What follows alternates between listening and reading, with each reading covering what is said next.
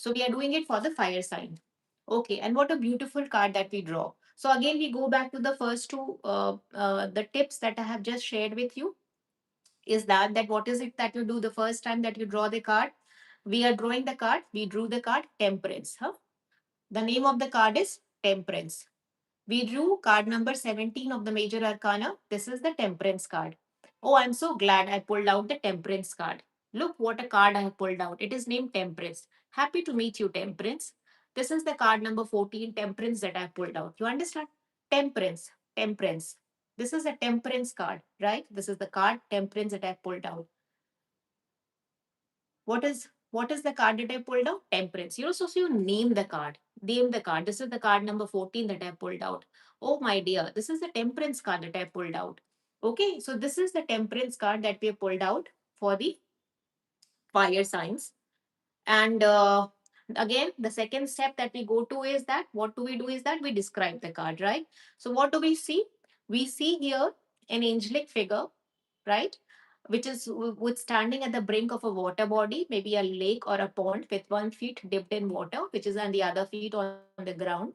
She's holding two chalices or cups in which there is this liquid pouring one from the other. It does not establish, which one is which. And that is why it looks like a continuous flow of water, right? So you're describing the card. I see of a rising sun, maybe a rising sun or a setting sun. We really do not know. It looks like a rising sun because the rays are quite a lot of rays. I see a rising sun. I see a sun with a lot of rays within the within in between two blue mountains.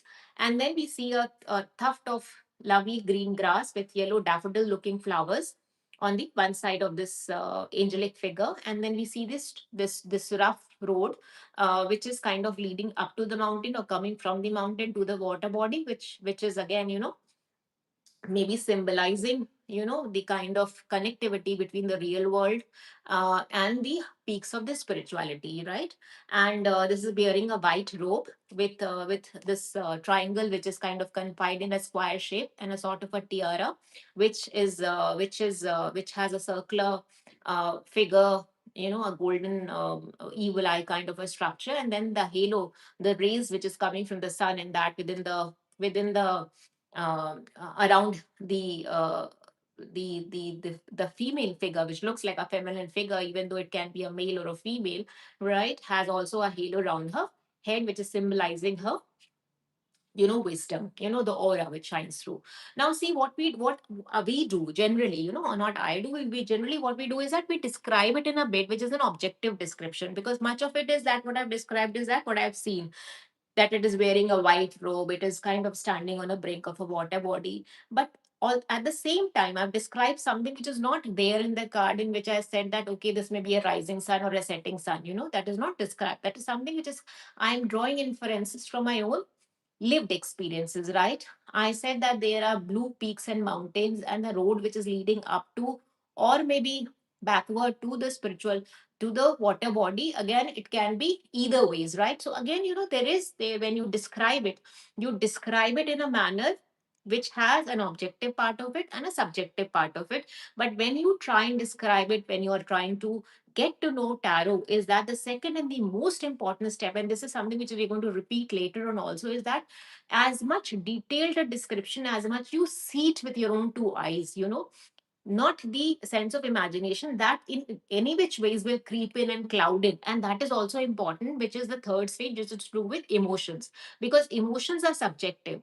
But when it comes to seeing what we are seeing, you would see it in real world also. Not much of it what we see is also clouded by your perception, even though we may not know it for sure, we will not kind of feel it that it is being clouded. But then it is clouded because of our lived experiences. We are drawing references from all over, from our childhood to life, right? How we have been raised, right? So we know that we assign meaning to objects also by way of the subconscious understanding. But when this, as far as the descriptive part of the tarot is concerned, try and keep it as objective as possible. Again, first you describe the card as it is, as you see it, and then you describe it as you would be in that card, right? Then so you start reading or describing the card with you, that I am the person who's standing as in the temperance card, which is the card number 14, and I am holding two chalices in which there is this water body which is flowing top to bottom, bottom to top. I am standing still because it requires me a certain amount of harmony, so this is the subjective part which is coming to it, huh? Because no one is telling you that this person standing still, but you are able to draw inference that if they have to be still for them to be able to maintain this kind of a posture. Again, you will say that, it's a grim looking figure, but we do not know whether they are grim or they are simply focused or in flow with what the job that they're doing, right? So again, I'll give you very small, brief nuggets of how it would look like if you go back and practice this. And I'm sure you will be amazed and wonderment as to kind of new meanings and messages that are coming out to you from each of these cards, because they did to me and I'm sure they would did to you also. So now coming to the tarot forecast for the fire signs, uh, is we draw the card temperance, and the temperance, as if you had described the card, if you have named the card, if you have described the card, you would need, this is a picture of harmony, tranquility and stillness. So the temperance, somewhere it suggests, see, this is not the kind of imagery. Now again, when you have described the card, how beautifully you will be able to understand, this is about movement, huh? This is not about stillness, right? This is about go-getter energy. Automatically, if you know nothing about tarot, you would know this is about stillness. This is about standing straight, stop, and in not it in deep, एक तरीके से ना deep meditative state. This has got nothing to do with meditative state. You understand? This is to do with focus, right? This also has to do with focus, but this is more of a focus of the taurine energy. The hierophant that we read for, and this is more of a focus of uh, the Scorpio energy, the moon that we read for. So you understand that how all these worlds are coming together now. So for this temperance, for my fire signs, it is important for you to be able to find a middle path, which is ko bolte na, the path of the Buddha, which is the path of the moderation. Huh? And the path of the moderation is not about beach ka path. The path of the moderation is little bit of this and a little bit of that, so that you are able to maintain equanimity. Equanimity, what does equanimity means is that you're able to maintain that calm and poise and harmonize the various aspects of your life to be able to create a beautiful synergy in which the sum total of all the aspects of your life are far more greater than the individual parts. We understand this bit? What is synergy? Synergy is like 2 plus 2 is not equal to 4. 2 plus 2 becomes 5 in nature, right?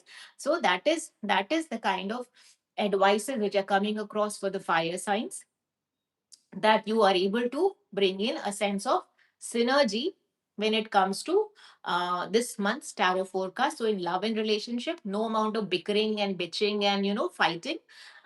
Try and put yourself in the other person's shoes and see their viewpoint, be it any aspect of your life, love life, work, relationship, career, whatever.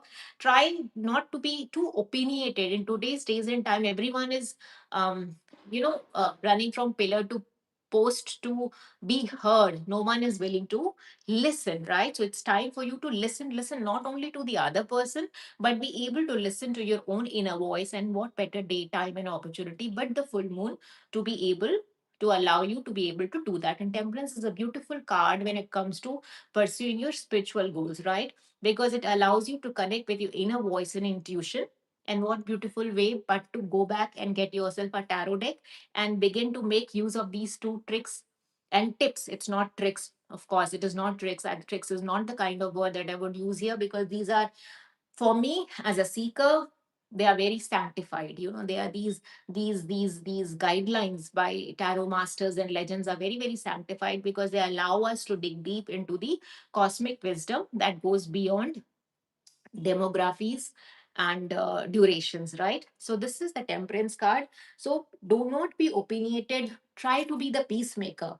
When you try and be the peacemaker, not only will it allow a sense, allow you, to cut the noise within your own life, but allow yourself to be able to do something which helps you connect with your higher self. Many a times what happens is that okay, as long as we have a life sorted, right, we are not concerned about as to what is going on the other person's life in terms of conflict. So I'm not saying that you light up a torch and be revolutionary about the whole idea. No, that is for a different, of course, if it's your calling, you are more than welcome to do that. But at the same time, if there's something in your environment which is not right, then it is all right for you to be able to come from a place of sincerity and allow yourself to be a stabilizing factor and a force, because you may not be directly concerned, but somewhere the environment per se is always a reflection of the inner self. So somewhere if something around you is not going right in terms of lot of friction and energy, frictional energy,